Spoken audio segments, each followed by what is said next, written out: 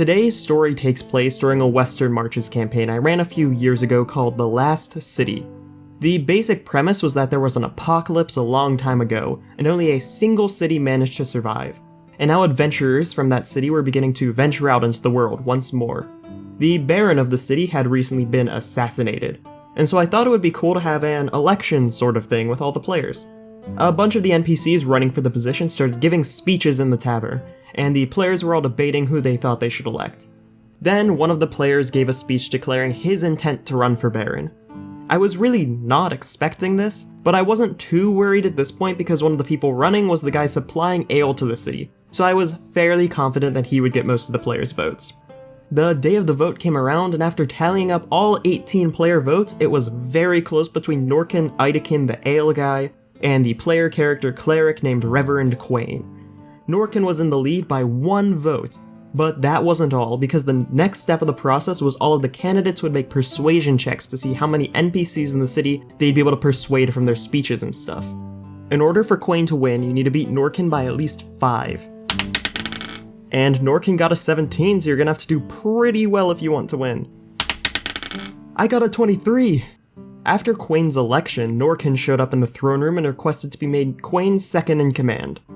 Norkin was actually pretty well liked by most of the players because, as I mentioned earlier, he was the person who owned all of the ale breweries, and he had paid multiple groups of adventurers to go reclaim these from goblins and stuff earlier in the campaign. Because of this, as well as the fact that Norkin would be able to handle most of the actual ruling for the city, Quain decided to accept Norkin's offer and made Norkin his second in command. It was around this time that shit started to hit the fan. Lord Quain, do you remember how all of those adventurers kept going north on quests to try to fight the Hobgoblin Kingdom? Of course, I was on some of those quests myself. Very noble and smart adventurers. Well, the Hobgoblins seem to have been able to figure out that they were coming from here, and now there is an army on its way to kill us all. We estimate we have a little over a day before they arrive. Well, shit! What kind of utter fools went on those damn adventures? They've doomed us all. Now, don't worry, messenger, we must rally the military. My lord, I don't mean to doubt your military abilities, but we don't have nearly enough troops to fight them off. It was at this point when another player character entered into the throne room with an idea. What if we free prisoners from the dungeons in exchange for their service in the army during the fight? That's a good idea, you get to work on that, meanwhile I'll be busy searching the library for any secret vaults full of gold. He ended up finding a secret vault full of gold underneath the library. He put members of the city guard there to watch it while he made plans on what to do with the massive influx of money. The next morning when he went back to the vault, ready to start moving it all to the treasury, he found that the town guards he'd placed there were now dead, and that all of the gold was now missing. Robin the human druid began talking to citizens living nearby to try to figure out what happened. Did you by any chance happen to see who killed the guards and stole the money? Yep, it was a group of wealthy looking people who had the sigil of a moose on their armor. They showed up and killed the guards, then they left the city. Oh fuck. Hey Quain, it looks like it was the Brandybuck family that stole the money and booked it out of the city. The same Brandybucks who made up almost a third of our fighting force? Yep.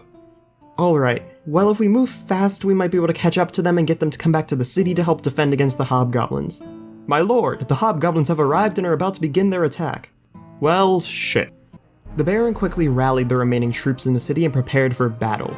When they went onto the city wall, he noticed the Hobgoblins had siege weapons with them, and he knew that if he didn't do anything, then the Hobgoblins would destroy the walls with ease.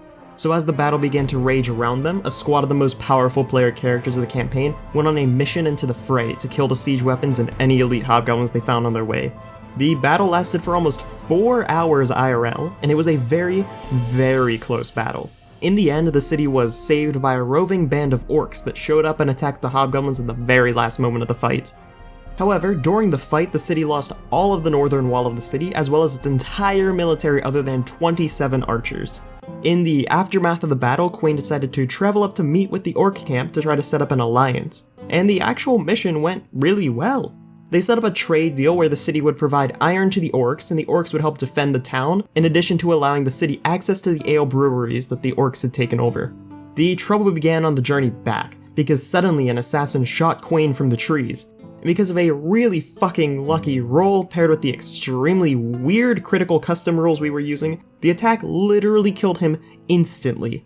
The rest of the party was able to capture the assassin, but they weren't able to get any concrete information out of him, so they just returned to town. Since Quain had no descendants, the title of Baron would go to his second-in-command. Norkin had just become the new Baron after the person he ran against in the election was assassinated by somebody with very expensive weapons and poison, and for some unknown reason, literally nobody suspected Norkin. And he ended up being the Baron for basically the rest of the campaign. So that was the story of the time one of my players ended up becoming Baron. If you enjoyed, then don't forget to like and subscribe.